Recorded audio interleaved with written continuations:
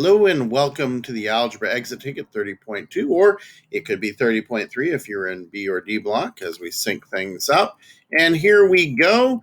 I have once again factored some quadratics, in this case a trinomial, a three-term polynomial, and I've identified the x-intercepts. I've got x squared plus 3x minus 10, which factors into x plus 5 times x minus 2, because negative 2 times 5 gets us negative 10. And negative 2 plus 5 gets us 3.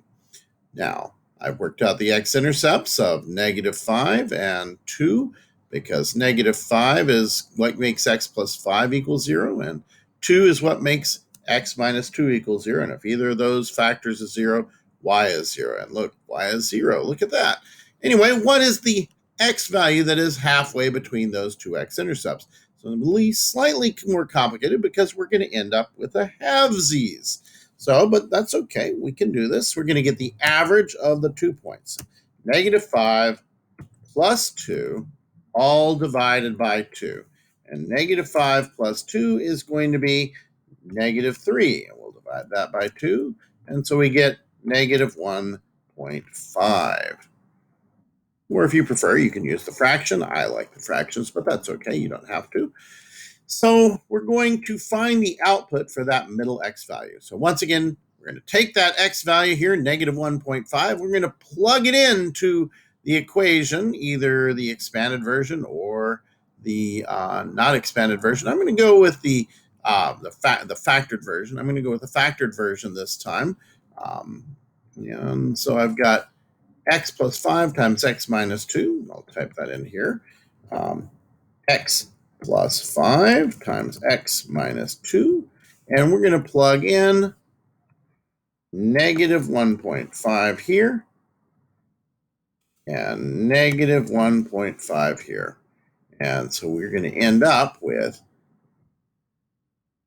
3.5 times negative 3.5. You know, that seems to be happening a lot. We get the same thing, only just opposites. Okay. Now let's see what negative 3.5 times negative 3.5 is. I'm going to go ahead and work this out. 3.5, 3.5. So 5 times 5 is 25. Carry the 2. Okay. 5 times 3 is 15, plus 2, so that's 17. And then put a 0 here. 3 times 5 is 15. Carry the 1, get rid of that so it doesn't distract. 3 times 3 is 9, plus 1 is 10, and so we get this. All right, let's add it together. That's a 5. That 7 plus 2 will be a 12, so that'll be a 2. Carry a 1, so that's going to be a 2 again, and that will be a 1. And since there's 2 decimal places, we put the decimal place here. And of course, one of those was negative. Okay, and so the answer is negative. All right, so we get negative 12.5.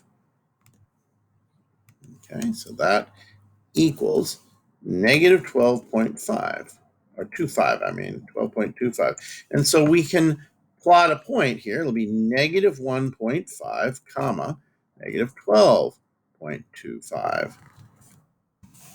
Let's see what we got. So is that the point we got? It is negative 1.5, comma, negative 12.25. Okay, so what does this suggest about the symmetry of a quadratic graph? Well, it suggests that it is symmetrical, and the folding point is halfway between the x-intercepts. So you can use the x-intercepts to find the halfway part of the parabola. Okay, it has what's called bilateral symmetry. Parabola is symmetrical at the vertex. We can find folding point by averaging the two x-intercepts. Okay, the formal name for this is bilateral symmetry. Okay, you have bilateral symmetry, your left and right side, even though they're not perfectly the same shape or size, Generally speaking, you have bilateral symmetry. So does a fish, with those weird exceptions like flounder, but even their babies are bilaterally symmetrical. So parabolas have bilateral symmetry. You can fold them across a line, and there's a line, an imaginary line here we call the axis of symmetry, and it goes right through the vertex. And it's very convenient to find because we just have to average the two x-intercepts. Or the roots or solutions or zeros. So again, I have factored this one, and this is actually not a trinomial. I need to edit that out. This is a binomial because it's x squared minus 16. So I've identified the x-intercept. So what x value is halfway between those x-intercepts? Well, let's see. We got x plus 4 and x minus 4. So we're going to average those, and the x plus 4 gets us a negative 4. The x minus 4 gets us a positive 4. We'll average those. And of course, what you do to average things is add them together and divide by the number of things. So let's add negative 4 plus 4. And if this is looking sus to you, then good for you. Negative 4 plus 4 is just 0. And we got 0 over 2. And that's just going to be 0. Okay, so 0 is the halfway point. All right. Let's test that halfway point out. We're going to take either this or this one. And I need to fix that negative. Okay, good thing I found that too. So here we go. That should not be a negative in front of that because it's a happy parabola. It's smiling. It's upward. Okay, so I'm going to pick x squared minus 16. So x squared minus 16. And I'm just going to replace x with 0. Okay, well, 0 squared is just 0, so that's 0 minus 16, which is negative 16.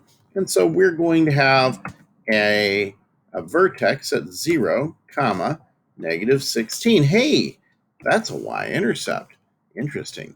So let's take a look here. Is this the point we found? Yes, it is 0, negative 16. So let's consider this. What do you notice about the vertex and the y-intercept in this difference of squares quadratic? Why, they're the same dang thing. Do you think this could be generalized? Well, they are the same thing. In fact, it can be generalized. So if you have a difference of squares that you're getting, you're working with, your vertex is actually going to be the y-intercept of the difference of squares. So, yes, this is generalized for all difference of squares, parabolas. Y-intercept and the vertex will be one and the same. There we go.